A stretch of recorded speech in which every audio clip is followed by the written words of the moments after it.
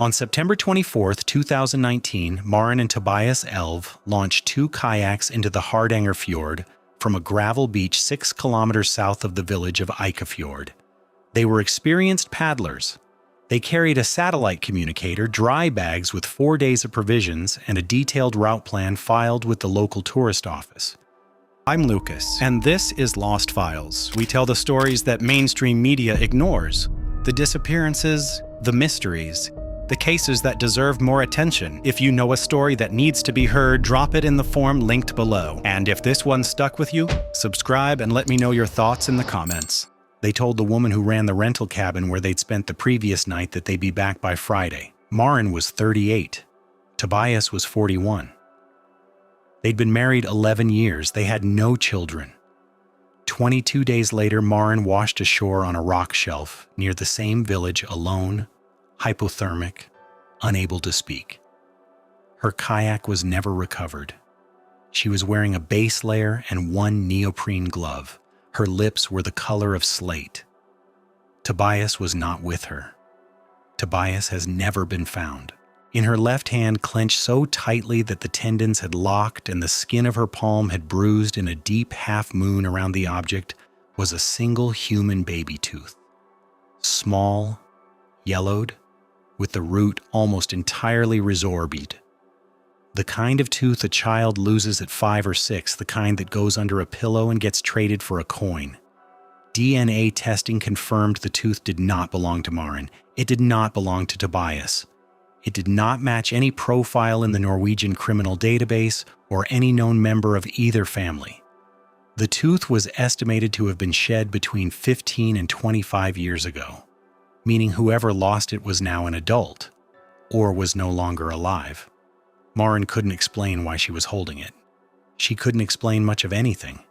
The doctors at Haukeland University Hospital diagnosed her with dissociative amnesia, a trauma response in which the mind walls off memories too dangerous to hold.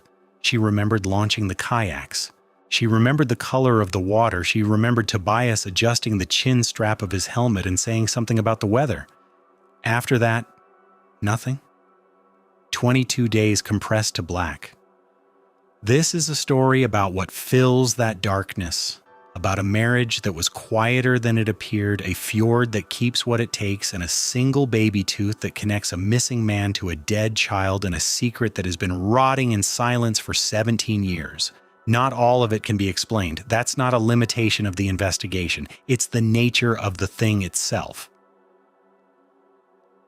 The Hardanger Fjord is the second longest fjord in Norway and the third longest in the world. It cuts 179 kilometers into the western coast, branching into dozens of narrow arms that reach like fingers into valleys where the sun disappears by 3 in the afternoon come autumn. The water is deep, over 800 meters in places, and cold enough year-round to kill an unprotected swimmer in under 20 minutes. It is spectacularly beautiful. Travel magazines use words like majestic and pristine, and it is those things, but the people who live along its edges use different words. They talk about the fjord the way farmers talk about soil, with respect that sits right next to fear. The water gives, and the water takes. You don't turn your back on it.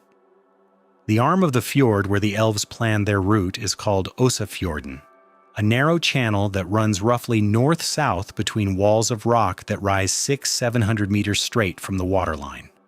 In September, the light is already failing. The water turns from blue to gray to something closer to iron. Rain comes sideways. Sound behaves strangely. A voice can carry 2 kilometers across the flat water or be swallowed entirely by a gust that funnels through the valley walls. It is a place where 2 people in kayaks can disappear from the visible world within 30 minutes of launching. The elves knew this. That was, in some sense, the point. They were experienced enough to want remoteness, strong enough as paddlers to handle the conditions, and equipped with the kind of gear that says we take this seriously. The satellite communicator was a Garmin InReach capable of sending GPS coordinates and preset messages. They'd used it on previous trips, a kayaking holiday in Lofoten, a week-long paddle along the Helgeland coast. They were the kind of couple who prepared. Maren especially was the kind of person who prepared. She worked as a forensic architect in Oslo, a specialty most people don't know exists. When buildings fail, when structures collapse, when a balcony gives way or a roof caves in, Maren was the person who examined the wreckage and determined why. She read the language of stress fractures and load paths and material fatigue. She understood how things came apart. Her colleagues at the firm described her the same way, almost unanimously, as if they'd coordinated their answers, meticulous, controlled, the kind of woman who never lost her car keys, who filed her taxes in January, who kept a backup of her backup. One colleague, a structural engineer named Dog, who'd worked with her for 6 years, said something that stuck with investigators. "Maren doesn't have accidents," he said. "She has contingencies." He paused after saying it, seeming to hear how it sounded. "I mean, things don't just happen to her. She thinks ahead. She plans around problems before they exist. That's what makes her brilliant at her job." Another pause. "It's also what makes this whole thing, hard to believe." Hard to believe. That was the phrase that kept surfacing in different mouths, in different contexts. Hard to believe that Maren Elv, who planned for everything, who anticipated structural failure for a living, had somehow ended up alone, hypothermic and catatonic on a rock shelf with no memory and no husband. Hard to believe wasn't an accusation? Not exactly, but it wasn't quite sympathy either. Tobias Elv was a different kind of person, and their marriage was a different kind of architecture than it appeared from the outside. Where Maren was precise, Tobias was expansive, charming in the way that people use that word when they mean something slightly more complicated than likable. He had a warmth that drew people in, a talent for making whoever he was talking to feel like the most interesting person in the room. He remembered names. He remembered details. He asked follow-up questions about things you'd mentioned weeks earlier and had forgotten yourself. He worked in corporate finance at a mid-sized firm in central Oslo, the kind of firm whose name you'd recognize if you followed Norwegian business news and wouldn't if you didn't. He was good at his job. He was also, as investigators would later discover, the subject of an internal embezzlement inquiry that had been quietly underway for 4 months before the kayaking trip. The amounts were not enormous. Roughly 2 million kroner, a little over 200,000 American dollars, moved through a series of client accounts and personal intermediaries over a period of 18 months. The firm hadn't gone to the police yet. They were still determining the scope. Tobias had not been formally confronted, but a colleague in compliance had told investigators after the disappearance that Tobias almost certainly knew the walls were closing in. He'd been different the last few weeks, the colleague said. Quieter. Not depressed exactly, more like resigned, like a man watching weather come in. Tobias's kayak was found on the 6th day of the search, beached on a gravel bar 11 kilometers south of where Maren would eventually emerge.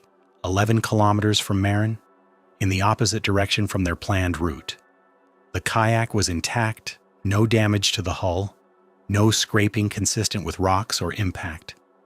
The spray skirt was detached and missing, and the paddle was gone, but the dry bag was still clipped to the rear deck, containing a fleece jacket, an energy bar, and a waterproof pouch with his identification.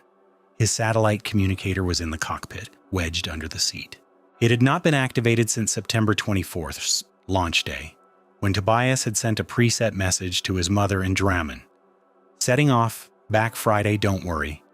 She would later describe reading that message many times, trying to find something in it, a tone, a code, something that would tell her what she didn't yet know. There was nothing. It was the kind of message he always sent. Brief, reassuring, vaguely dismissive of concern. Don't worry. As if worry were a choice, and he'd just asked her not to make it. The search lasted 14 days. Local police in Eikefjord, a force of 3 officers covering a jurisdiction the size of a small European country, had responded to a welfare check request from the rental cabin owner on September 29th, 5 days after the Elves launched. They were expected back on the 27th. The cabin owner, a woman named Ragnhild Strand, had tried their mobile phones, and both went to voicemail. She'd waited a day, thinking weather delay. Then another day, then she called the police. By the time the regional search and rescue team mobilized on October 1st, the elves had been missing for a full week. The fjord doesn't make searches easy. The rock walls limit helicopter access in the narrow arms. Sonar is complicated by the extreme depth and the acoustic distortion caused by the valley geometry. Surface searches cover ground slowly. The waterline is irregular, pocked with caves, overhangs, and gravel beaches accessible only by boat. A body in the water, depending on temperature and current, might surface within days or might never surface at all. The Hardanger Fjord has taken people before and not returned them. Fishermen know this. Rescue crews know this. The fjord is not cruel. Cruelty implies intention, but it is indifferent. And indifference, at that depth and that temperature, is functionally the same thing. They found Tobias's kayak on October 1st. They found nothing else for 3 weeks. October 16th, a Wednesday. The light in Eikefjord at that time of year is a pale gray that never quite becomes daylight and never quite becomes dark. A permanent dusk that flattens everything, that removes shadow and depth, and makes the world look like a photograph of itself. A local man named Bjarte Knutsen was walking his dog along the shoreline south of the village, on a path he walked every morning. The dog, an aging Springer spaniel named Brice, began pulling toward the rocks at the waterline, whining in a way Bjarte hadn't heard before. Not excited, distressed. He saw what he thought at first was a seal, a dark shape on the rocks, wet, motionless.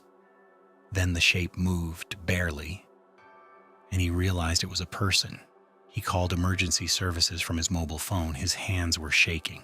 The dispatcher asked him to describe what he was seeing. "A woman," he said. "She's on the rocks. She's alive, I think. She's making a sound, but she's not talking. She's holding something. She won't let go." The paramedics arrived in 11 minutes. Maren Elv was conscious in the loosest medical definition of the word. Her eyes were open. She responded to direct physical stimulus. Her heart was beating, but she was not present. She did not speak. She did not track movement with her eyes. She did not resist or cooperate when they lifted her onto the stretcher.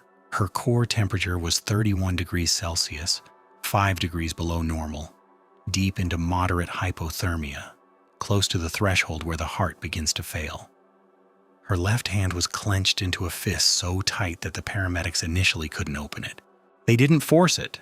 Protocol for hypothermic patients is to avoid unnecessary manipulation of the extremities, where cold blood pooling in contracted muscles can trigger cardiac arrest if pushed back toward the heart too quickly.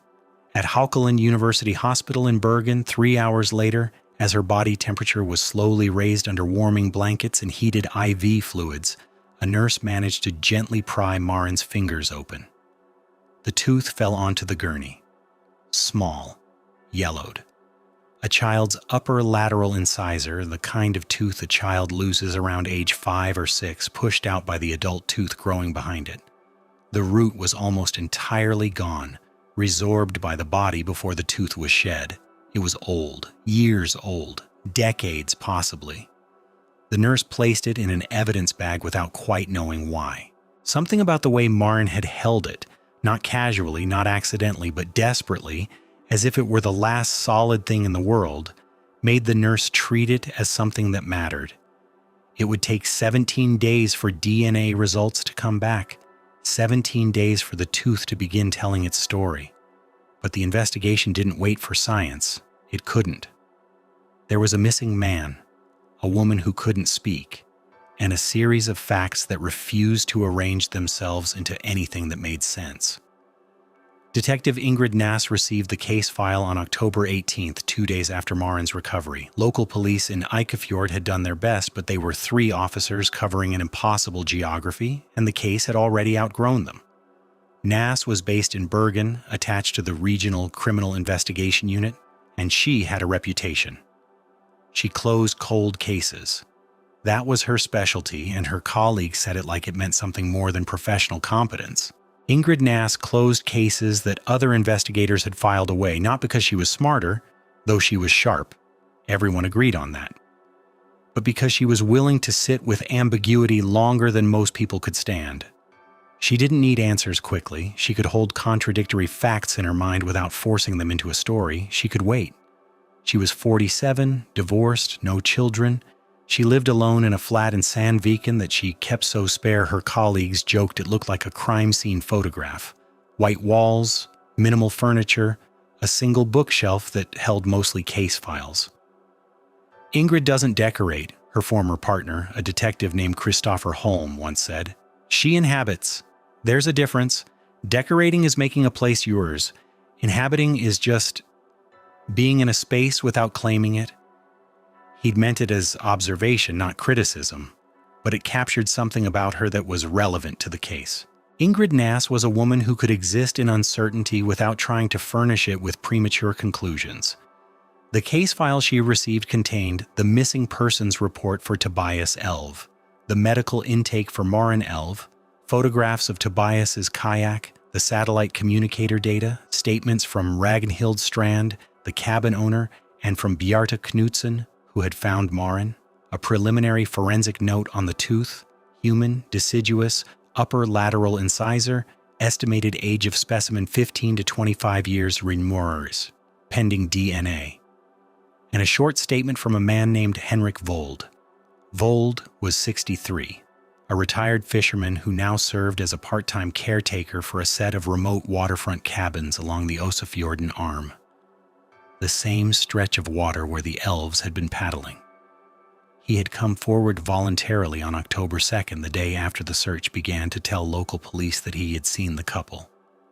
September 25th, he said. Day 2 of their trip. Late afternoon. He'd been on the water in his small motorboat, checking the cabins before winter, when he spotted 2 kayakers resting on a gravel beach near Kjerringnes, a promontory about 14 kilometers into the fjord arm. He waved. They waved back. The woman, dark hair, red kayak, was eating something. The man, taller, blue kayak, was studying a map. Vold said they looked fine, relaxed, ordinary. They looked like every other couple I see on the water, he told the officer who took his statement. Happy to be out there. A little tired, maybe, but that's normal by day 2. The arms get sore.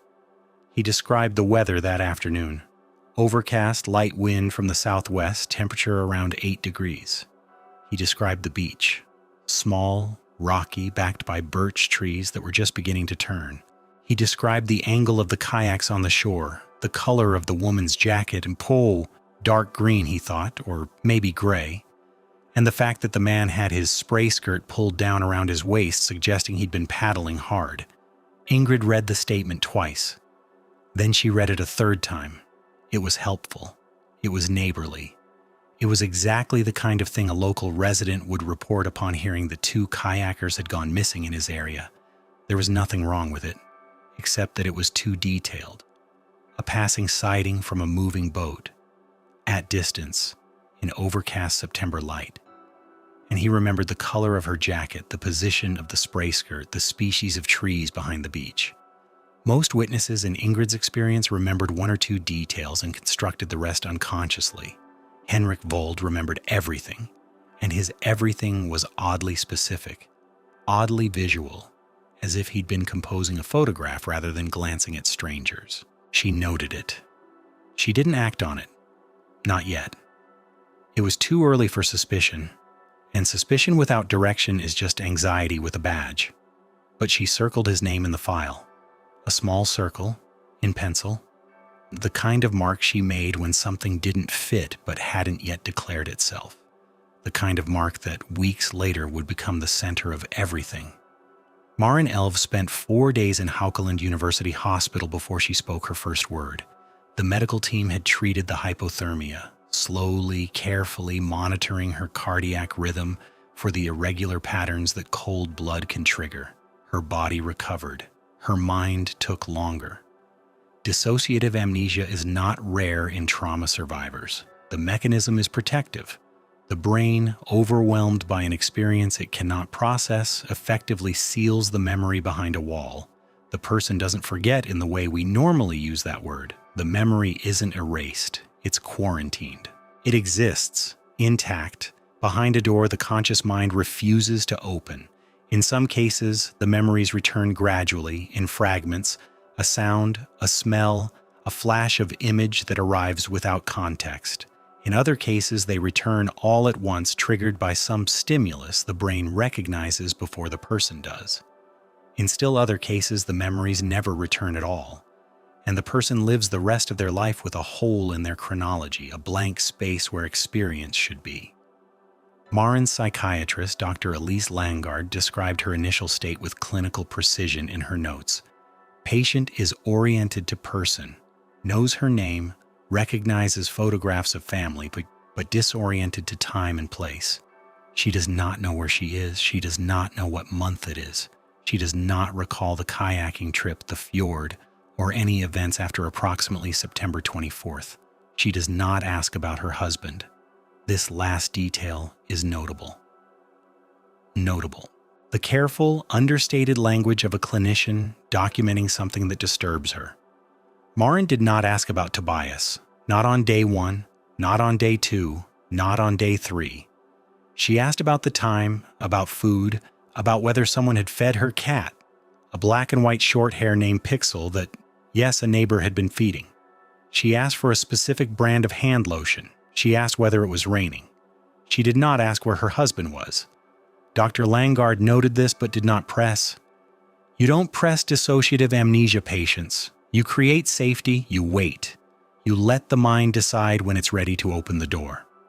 On the 4th day, Marin looked at Ingrid Nass, who had been sitting quietly in the corner of the room for an hour each afternoon, reading, saying nothing, simply being present, and said a single word. Tooth. Ingrid looked up. The tooth, Marin said. Her voice was rough, unused, as if the word had to travel a great distance to reach her mouth. Where's the tooth? It's safe, Ingrid said. We have it. Marin's eyes focused for the first time in 4 days, truly focused, with an intensity that Ingrid would later describe as almost architectural, as if Marin were looking at a structure and calculating its load capacity. Don't lose it, Marin said. It's the only proof. Proof of what? Ingrid asked. But Marin was gone again. Eyes unfocused, face slack, retreated behind whatever wall her mind had built. She didn't speak again for 2 more days. Ingrid sat with the sentence, turned it over. The only proof. Not evidence, not thing. Proof. A word that implies something disputed, something that requires verification, something that someone might deny. Proof of what? She didn't know yet. But she knew the tooth was not incidental. It was not something Marin had picked up randomly or found floating in the water or grabbed in confusion. It was deliberate. It was held with purpose. Whatever had happened on that fjord in those 22 missing days, the tooth was at the center of it. And Marin Elv, the woman who never lost her car keys, who anticipated structural failure for a living, who planned contingencies for her contingencies, had come out of the water holding it like a woman holding a grenade with the pin pulled, as if letting go would destroy everything, or as if holding on already had. The DNA results came back on November 4th. The tooth belonged to a male child. The genetic profile didn't match anyone in the Norwegian criminal database, didn't match Tobias, didn't match Marin, didn't match any known relative of either family. A dead end, or so it appeared, until a technician at the University of Oslo's forensic genetics lab ran the profile through a broader genealogical database and found a partial match. A partial match means shared ancestry. It means the child who lost that tooth was related, not parent, not sibling, but close, to someone already in the system. The match was to Henrik Vold, the retired fisherman, the part-time cabin caretaker, the man who had come forward voluntarily with his too detailed account of seeing the elves on the water. The child who had lost the tooth was, with high probability, a nephew or a son. Henrik Vold had no children. He had never married. He had one sibling, an older brother named Geir Vold, who had died in 2004 of liver failure. Geir had one child, a boy named Axel, born in 1996. Axel Vold had been reported missing in August of 2002 at the age of 6, during a family visit to Henrik's cabin on the Oslofjorden shore. The report filed by Geir stated that Axel had wandered away from the property while playing near the waterline. A search was conducted. The fjord was blamed. Axel's body was never recovered. The case was closed within 3 months. Accidental drowning. The fjord takes and does not return. Everyone knew this. No one questioned it. Axel Vold would have been 6 years old, the exact age at which a child loses an upper lateral incisor. Ingrid Naas pulled the 2002 case file from the regional archive on November 5th and read it in a single sitting. It was thin, 18 pages. The investigation had been cursory: 3 interviews, a brief water search, a notation from the responding officer that the shoreline near Henrik Vold's property was steep, rocky, and hazardous for a small child. The officer's conclusion was reasonable: a 6-year-old unsupervised near deep water in a remote location. Tragic, but explicable. There was no forensic examination of the property. No follow-up with Henrik beyond an initial statement.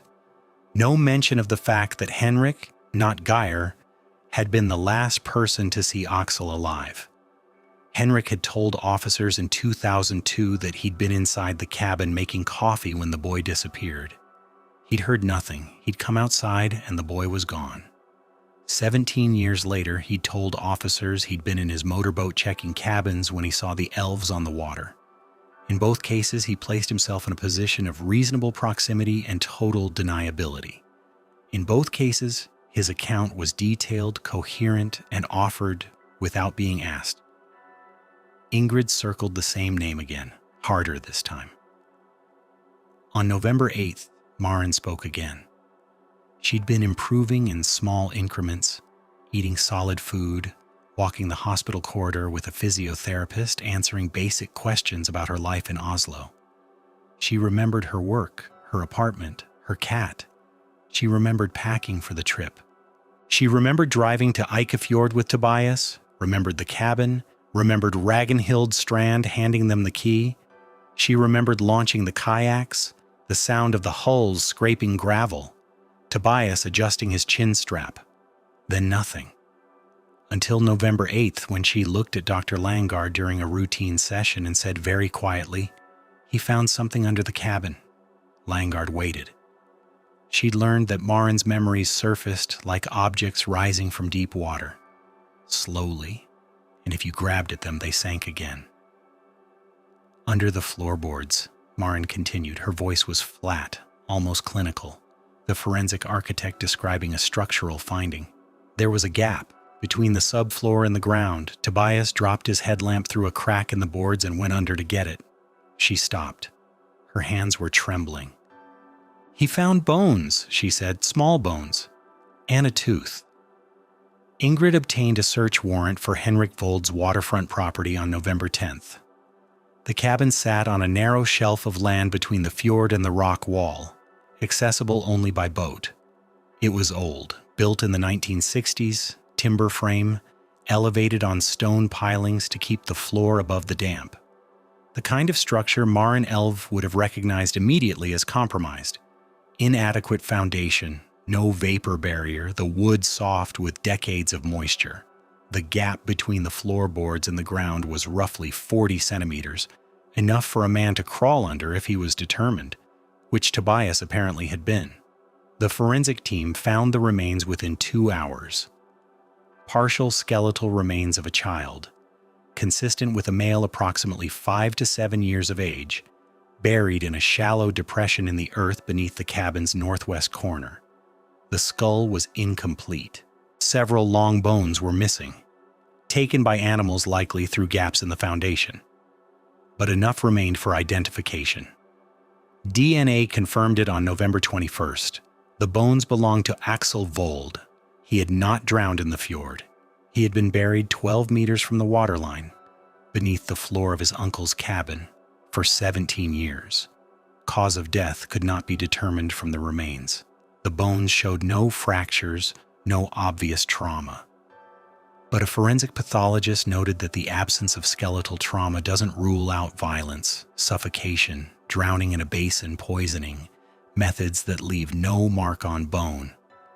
What the bones did show was that someone had buried a 6-year-old child in a deliberate, concealed location and then reported him as a drowning victim.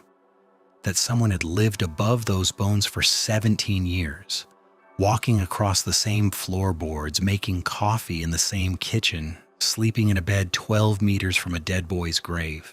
And that someone had continued to use the property, to maintain it, to invite strangers to stay in the neighboring rental cabins, Ramirez, as if nothing were beneath him but dirt. Henrik Vold was arrested at his home in Eikefjord on November 22nd. He did not resist. He did not appear surprised. He invited the officers inside and offered them coffee before they told him why they were there, as if the visit were social. During interrogation, he spoke freely. He confirmed that Axel had died at the cabin in August of 2002. He described it as an accident. The boy had fallen, hit his head on the rocks near the water. Henrik said he'd panicked. He'd buried the child and told his brother the fjord had taken him. When Ingrid asked why he hadn't simply called for help, if it was truly an accident, why conceal the body? Vold was quiet for a long time. Geir wouldn't have believed me, he finally said. No one would have. I'd had trouble before with children. Geir knew. He watched me around Axel. He was always watching. He said this without inflection, as if describing the weather. Ingrid let the silence hold. It was an accident, Vold repeated, but it wouldn't have looked like one, not for someone like me, so I made it look like the fjord. Ingrid asked him about the elves, about September 25th, about what happened after his passing sighting from the motorboat. Vold's account, when it came, was strange in its precision. He said he'd seen the couple rest on the beach, had recognized the location as close to his cabin, and had felt a familiar dread. Not that they would find the remains specifically, but that someone someday would. The dread had lived in him for 17 years, he said. A low hum beneath everything, like tinnitus. You learn to live with it, but you never stop hearing it.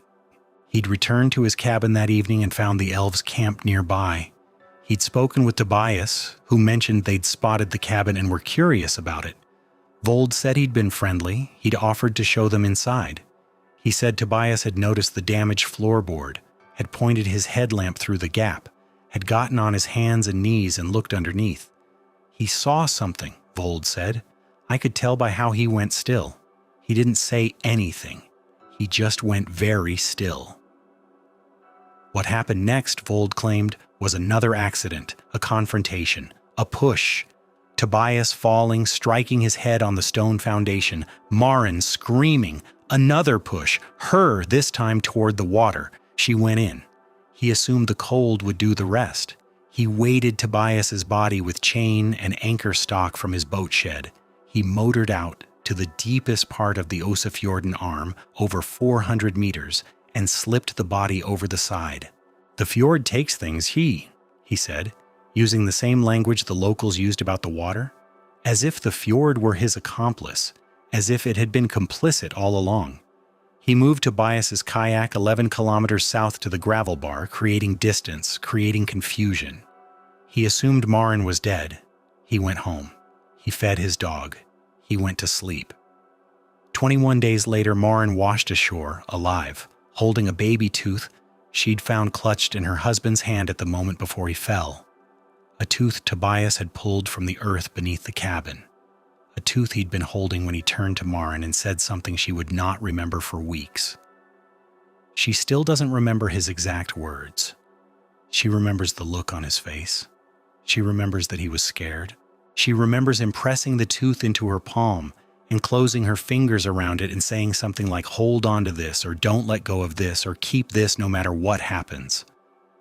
The next thing she remembers is cold water and darkness, and the feeling of her own hand clenched around something so small it barely existed, but it was solid, and it was real, and it was the only thing in the world that still made sense. So she held on for 22 days, in the water, on the rocks, in the gray space between consciousness and oblivion, Maren Elv held on to a dead boy's tooth because her husband had told her to, because she was a woman who kept her grip on things, because some part of her mind understood, even when the rest of it had shut down entirely, that the tooth was the only proof that Axel Vold had ever existed outside the lie his uncle had built around his death. Henrik Vold was convicted in June of 2020 on charges including the murder of Tobias Elv, the unlawful killing and concealment of Axel Vold, and the attempted murder of Maren Elv. He received a sentence of 21 years, the maximum under Norwegian law, with a provision for indefinite preventive detention. His claim that both deaths were accidental was rejected by the court. The forensic evidence, the concealment, the 17 years of silence, the architecture of his actions, as the prosecutor put it, borrowing language from Maren's own profession, was not the architecture of accident. It was the architecture of intent. Tobias Elv's body has never been recovered. The Oslofjorden arm is too deep, the currents too unpredictable. His mother, Solveig, petitioned the court to have the fjord designated as his burial site. The petition was granted. There is no headstone. There's only water and depth, and the particular silence of a place that holds what it takes and does not give back. Solveig visits Eikefjord once a year, in September. She brings flowers, wild flowers, the kind that grow along the roadsides in Drammen where Tobias grew up, and drops them into the water from the same gravel beach where her son launched his kayak. She doesn't stay long. She doesn't speak. She watches the flowers until the current takes them out of sight, and then she drives home. She has never met Maren. She has never asked to. Maren Elv returned to work in Oslo in March of 2021. Her colleagues say she is the same, meticulous, controlled, precise in her analysis of how things come apart. If anything has changed, it is small, and they are careful not to name it. She does not kayak anymore. She has not returned to the fjord. She lives in the same apartment with the same cat, and she files her taxes in January, and she does not lose her car keys. On her desk at the firm, next to her computer monitor, there is a small framed photograph. Not of Tobias. Those are at home, private, arranged in ways only she understands. The photograph on her desk is of a boy she never met. A school photo, obtained from the regional archive, slightly overexposed, the colors faded to the palette of another decade. A 6-year-old boy with light brown hair and a gap in his smile where a tooth used to be. Axel Vold, born 1996, reported drowned 2002, found 2019.